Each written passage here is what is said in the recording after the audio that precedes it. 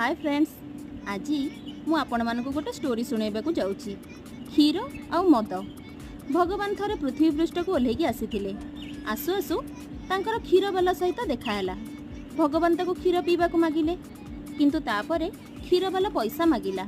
पैसा न देलारु क्षीर वाला भगवान को क्षीर देलानी। भगवान सेठू निराश होइकिरी जाउथिले। किछि समय परे गोटे मदुआ माताल लोक सहित देखाला। भगवान ताको मद पीबा को मागिले। से लोकटा सांगे सांगे भगवान को मद पीबा को देदेला। आउ कहिला, चल सांग पी आउ चिल मार। सेठू भगवान खुशी हो गले पूरा। से दिनठू भगवान क्षीर वाला को अभिशाप आउ मद वाला को आशीर्वाद देइछंती जे क्षीर वाला घर घर बुलिकिरी क्षीर बिकिबो आउ मद वाला को लोक माने निजे सबुदिन चली चली जाइकिरी मद दुकानी पाखरु मद किनिबे। आपण मानकु स्टोरीटा केमिति लागिला कमेंट करी